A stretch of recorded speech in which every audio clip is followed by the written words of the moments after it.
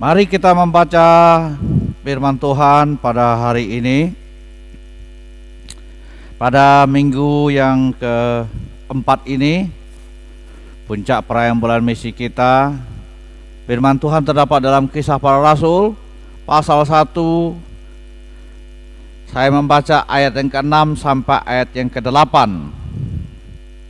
Kisah Para Rasul pasal 1 ayat 6 sampai ayat yang ke-8. Maka bertanyalah mereka yang berkumpul di situ, "Tuhan, maukah Engkau pada masa ini memulihkan kerajaan bagi Israel?"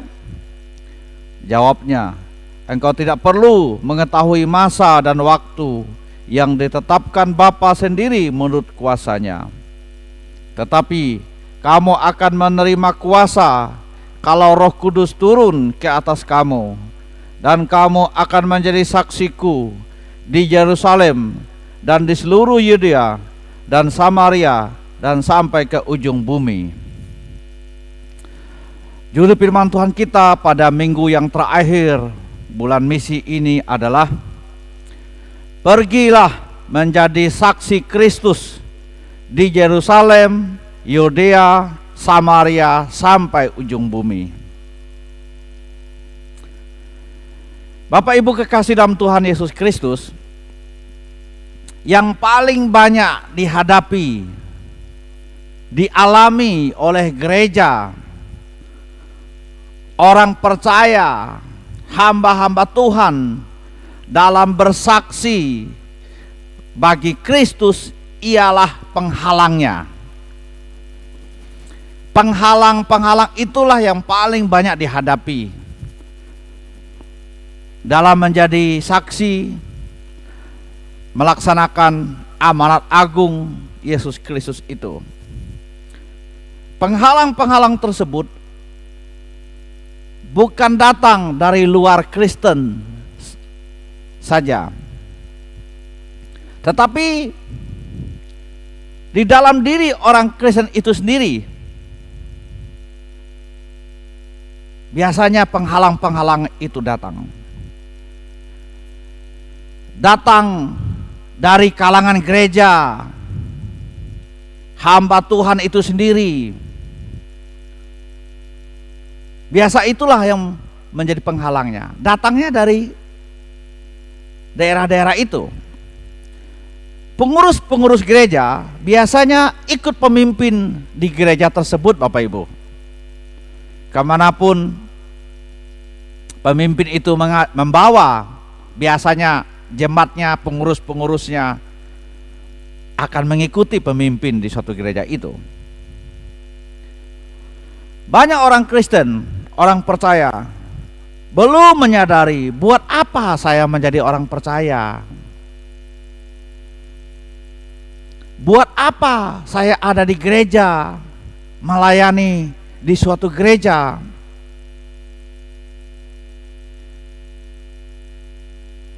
Kalau saya menjadi gembala atau pemimpin, apa sih sebenarnya yang saya harus lakukan?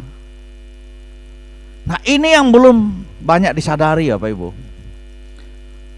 Pertanyaan-pertanyaan ini hanya bisa dijawab kalau seseorang sudah mengerti, sudah menyadari saya kelak akan mati dan akan bertemu tahta pengadilan Kristus yang amat mulia. Saya akan bertemu dengan satu pribadi yang mengadili setiap umat manusia. Kecuali ia menyadari pertanyaan-pertanyaan itu. Kita, Bapak Ibu, saya harus menyadari bahwa saya akan melihat ada satu pribadi yang maha kuasa. Matanya bagaikan nyala api, kakinya bagaikan tembikar tukang tembaga, suaranya bagaikan desau air bah, tangannya memegang 7 bintang, mulutnya keluar pedang bermata 2 menyala-nyala. Pribadi itulah yang akan kita jumpai. Wajahnya bagaikan sinar matahari yang terik. Itu terdapat dalam Wahyu pasal 1 ayat 15. Kecuali kita sudah sadar, kita akan melihat itu nantinya, bahwa pribadi itulah yang kita akan jumpai, yang kita akan lihat. Kalau itu yang kita akan lihat dan kita hadapi nantinya, kita menyadari betapa harus takutnya kita akan Tuhan. Kita takut dengan Tuhan karena kita akan berjumpa dengan pribadi itu kelak. Dan karena itu betapa harus giatnya kita melakukan pekerjaan-pekerjaan Tuhan di tengah dunia ini. Silakanlah yang mau berlalai-lalai, Bapak Ibu, jemaat Tuhan sekalian. Silakanlah yang tidak mau peduli, acuh tak acuh. Silakanlah bahkan ejekan sekalipun terhadap pekerjaan-pekerjaan misi Allah, silakan. Suatu saat nanti, saya percaya kita akan pertanggungjawabkan semuanya di hadapan Tuhan. Silakan punya kepentingan apapun termasuk di dalam gereja, tetapi semua akan berakhir di kursi pengadilan Kristus. 2 Korintus pasal 5 ayat 10. Sebab kita semua harus menghadap tahta pengadilan Kristus, supaya setiap orang memperoleh apa yang patut diterimanya sesuai dengan apa yang dilakukannya di hadapannya ini, baik ataupun jahat. Bapak Ibu kekasih dalam Tuhan Yesus Kristus, semuanya nantinya kita akan pertanggungjawabkan. Sulitnya gereja bertumbuh, sulitnya gereja bertambah dan berdampak, sulitnya orang Kristen bangkit menjadi saksi bagi Kristus, itu karena tidak bisa keluar dari penghalang yang dialami oleh orang percaya dan gereja Tuhan. Sekarang apa penghalang itu yang kita mau pelajari? Yang pertama adalah terdapat pada ayat yang ke-6. Maka bertanyalah mereka yang berkumpul di situ, Tuhan, maukah engkau pada masa ini memulihkan kerajaan bagi Israel? Yang pertama adalah gagal paham tentang Yesus Kristus. Mereka gagal memahami Yesus Kristus itu datang ke dunia ini untuk apa. Makanya mereka bertanya, mereka yang berkumpul di situ bertanya, Tuhan, maukah engkau memulihkan keadaan Israel? Jauh sebelum kita ini, gereja Tuhan di zaman modern ini, Bapak Ibu, kesalahpahaman tentang kehadiran Tuhan Yesus sudah terjadi.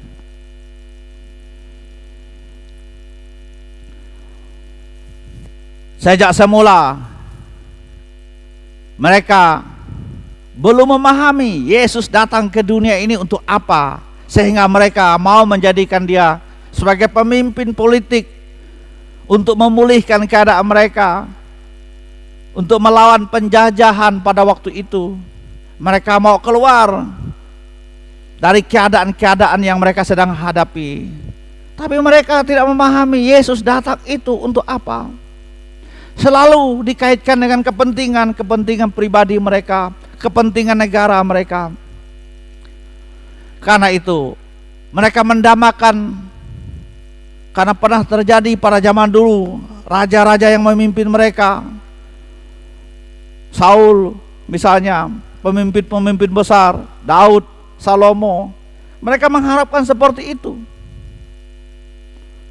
Gagal memahami tentang Yesus itu datang ke dunia ini untuk apa.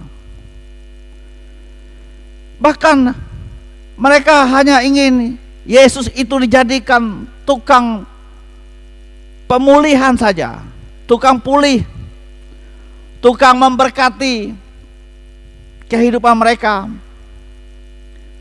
tempat mereka bersandar dari segala kebutuhan-kebutuhan yang mereka ingin capai. Kadang manusia celaka betul Bapak Ibu. Tuhan itu hanya sekedar jadikan hambanya saja. Memang betul Tuhan Yesus sendiri mengakui dia sebagai hamba. Tetapi dalam konteks apa? Kalau kita orang berdosa ini menjadikan dia sebagai hamba yang hanya disuruh-suruh saja, yang hanya tempat meminta, tempat menyuruh. Tetapi kita tidak pernah berkorban untuk dia, tidak pernah taat kepada dia, tidak pernah melakukan apa yang disuruh dia. Maka terbalik Bapak Ibu, Tuhan dijadikan hamba bagi kita, kita yang menjadi pemimpin-pemimpin yang meminta, menyuruh kepadanya. Itulah sebabnya manusia menjadi lupa, kita menjadi lupa berkorban bagi dia, karena kita salah memahami buat apa itu Yesus datang. Dia berkorban mati untuk kita. Dia rela dihina, dicaci maki, digantung di kayu salib, berdarah-darah. Pengorbanannya kita tidak menyadari bahwa Yesus datang itu untuk apa. Gagal kita memahaminya. Itu yang pertama. Yang kedua, terdapat pada ayat yang ke-6, masih pada ayat yang ke-6, perdebatan dan argumentasi yang tidak penting. Tuhan, maukah engkau pada masa kini pulihkan Israel, katanya. Tuhan menjawab, engkau tidak perlu mengetahui masa dan waktu, itu hanya ditetapkan oleh Bapa seturut dan kuasanya. Berdebat tentang waktu. Harusnya mereka koreksi diri. Jangan tanya Tuhan, kapan pulihkan kami. Harusnya mereka akan berkata, Tuhan, ini kami, pulihkanlah keadaan kami. Kami lalai, kami belum layak. Layakkanlah kami Tuhan, kami orang berdosa, ampunilah kami Tuhan. Harusnya seperti itu. Jangan tanya, kapan pulihkan kami Tuhan. Berdebat soal waktu, berargumen tentang masalah, itu terus-terus. Sibuk menuntut Tuhan, berbuat untuk dirinya, sehingga ia lupa berbuat untuk Tuhan. Sibuk menyesali diri, menyalahkan diri, itu ini. Sibuk berdebat tentang misi, bahkan mengkritik, sehingga lupa berkarya buat Tuhan. Jadi perdebatan argumen yang tidak penting itu penghalang kita menjadi saksi bagi Kristus.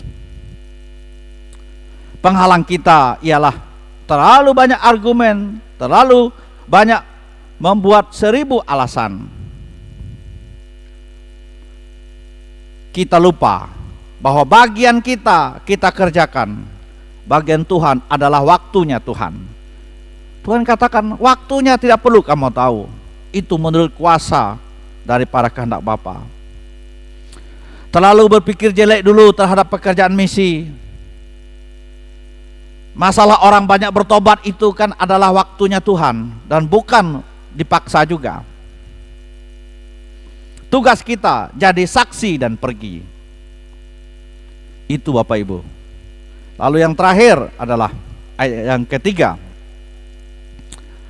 Ayat yang ke-8. Berorientasi pada hasil, bukan proses.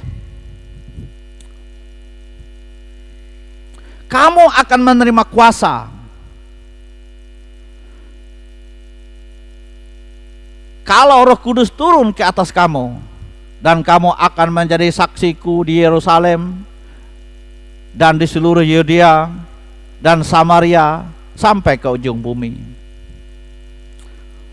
Yesus di sini berbicara tentang proses untuk sampai ke ujung bumi itu bagaimana. Ini kan proses. Prosesnya ialah dari menerima Roh Kudus, kamu akan menerima kuasa kalau Roh Kudus turun. Jadi proses pertama adalah menerima Roh Kudus. Setelah Roh Kudus itu hadir dan turun, diterima, maka seseorang memperoleh kuasa sehingga ia dengan berani bersaksi. Ia rindu bersaksi. Ia semakin giat, senang, sukacita bersaksi tentang memberitakan nama Yesus Kristus sebagai pengampun, pemulih, dan penyelamatan bagi manusia yang berdosa. Ia menjadi sukacita, mendukung, memberi, berkorban untuk pekerjaan Tuhan, untuk pekerjaan misi. Kita memberi, Bapak Ibu, tidak harus menunggu kita memiliki kekayaan yang banyak baru kita memberi. Kita memberi bukan selalu menunggu kita punya kedudukan, tapi memberi itu karena kita memiliki rasa kasih akan Tuhan, akan pekerjaan Tuhan, akan orang-orang di sana, gereja yang kecil. Mereka di sana mau berseru kepada Tuhan, mau beribadah, tapi tidak ada tempatnya untuk beribadah. Mereka mau menyanyi, memuji Tuhan, tapi alat musik pun untuk mengiringi mereka menyanyi tidak ada. Rasa kasih itulah yang mendorong kita, sehingga kita mau berkorban, mau memberikannya. Ada rasanya di hati kita ini. Setelah itu semua dilakukan, baru itu berpengaruh kepada geografisnya. Mulai dari mana? Mulai dari Yerusalem, Yudea, Samaria, sampai ke ujung bumi. Ini kan menyangkut geografis. Tapi jangan juga kita menunggu Yerusalem dulu. Kita sebelum Yerusalem menerima kesaksian kita tidak bisa pergi ke tempat lain. Ada yang mengatakan Yerusalem itu keluarga, rumah tangga kita. Betul. Tetapi pertanyaannya, apakah benar semuanya keluarga kita, rumah tangga kita diselamatkan, percaya kepada Tuhan Yesus semuanya? Lalu menunggu mereka percaya semua, baru kita akan pergi ke Yudea, ke ujung bumi. Kapan? Kalau harus menunggu mereka? Karena ada orang yang memang tidak akan memberi dirinya untuk Tuhan. Tapi ada juga keluarga-keluarga yang dipilih oleh Tuhan. Jadi kita bersaksi itu tidak harus menunggu semua keadaan di sini pulih, baik. Kita menjadi saksi. Tugas kita menyampaikan kesaksian itu mulai dari Yerusalem itu, mulai dari rumah tangga kita, menyampaikan, membimbing. Orang sudah tidak mau menerimanya, menolaknya, kita mau bicara tentang apa? Semua waktunya Tuhan. Tapi jangan menunggu itu selesai, jangan menunggu itu tuntas baru kita akan bisa pergi ke sana. Pergilah setelah kita menyampaikan kesaksian mulai dari Yerusalem itu. Pergilah ke Yudea, Samaria, sampai kepada ujung bumi. Jadi untuk sampai ke ujung bumi, orang-orang harus melewati proses yang harus ditekuni. Melalui Roh Kudus, itulah cara Allah memproses. Kemudian melalui kuasa, melalui pekerjaan Roh Kudus itu juga cara Tuhan memproses kita untuk menjadi saksi yang dipakai oleh Tuhan. Dan setelah itu, bersaksi itu sendiri adalah prosesnya Tuhan. Dengan kata lain, Allah bekerja dulu di dalam diri kita melalui Roh Kudus sebelum kita bekerja bagi Dia. Jadi Tuhan bekerja dulu di dalam diri kita, di dalam diri saya, melalui pekerjaan Roh Kudus sebelum kita bekerja bagi Dia. Kita sendiri yang harus mengalaminya. Jangan Bapak Ibu memaksa orang lain untuk percaya Tuhan Yesus, sementara Bapak Ibu sendiri belum menjadi saksi yang baik. Suami-suami, istri-istri juga begitu. untuk menjangkau suami yang belum percaya, istri yang belum percaya. Istri harus hebat di dalam imannya, harus menjadi saksi yang betul-betul dapat diandalkan oleh Tuhan, baru dia dapat menjadi saksi bagi suami yang belum percaya. Sebaliknya, suami istri yang belum percaya itu dilakukan. Jadi dia harus mengalami Tuhan dulu, dia sendiri yang mengalaminya. Bagaimana kuasa Tuhan, kuasa Roh Kudus hadir dalam dirinya, ia merasakan sendiri, sangat terasa bagi dirinya. Ia mengalaminya sendiri. Setelah itu baru Tuhan akan memakai dia untuk menjadi saksi bagi suami, bagi anak-anaknya, bagi orang lain. Itu proses. Orang hanya berorientasi pada hasil, bukan prosesnya. Orang hanya selalu melihat apa hasilnya nanti, lupa proses yang Tuhan berikan. Maka jangan heran Bapak Ibu, orang tidak ada minatnya sama sekali untuk pekerjaan misi, karena ia belum merasakan Allah bekerja untuk dia, khususnya dalam bidang dan panggilan bekerja dalam pelayanan misi ini. Ia belum merasa betul bahwa Allah bekerja di dalam dia. Selama ia belum pernah merasa bahwa Tuhan Allah bekerja di dalam dirinya dalam bidang panggilan misi ini, ia selama itu juga tidak akan dipakai Tuhan untuk bekerja dalam bidang itu. Inilah firman Tuhan kita pada hari ini. Jadi, pergilah menjadi saksi Kristus di Yerusalem, Yudea, Samaria, sampai ke ujung bumi. Namun untuk pergi ini, kita selalu diperhadapkan dengan penghalang-penghalangnya. Penghalang utama yaitu gagal paham tentang Yesus Kristus itu. Yesus Kristus itu datang ke dunia ini untuk apa? Ini yang banyak belum disadari. Lalu kemudian perdebatan dan argumentasi yang tidak penting, sehingga kita lupa berkarya bagi Tuhan. Sibuk berdebat tentang misi, sibuk berdebat tentang membuka itu ini, pos PI di sana, pos PI. Perdebatan tidak pernah ada ujung pangkalnya, ujung akhirnya. Sehingga kita lupa bekerja dan berorientasi pada hasil, bukan pada prosesnya Tuhan. Itu penghalang mengapa banyak kita tidak bisa pergi menjadi saksi Tuhan. Tuhan Yesus memberkati kita sekalian.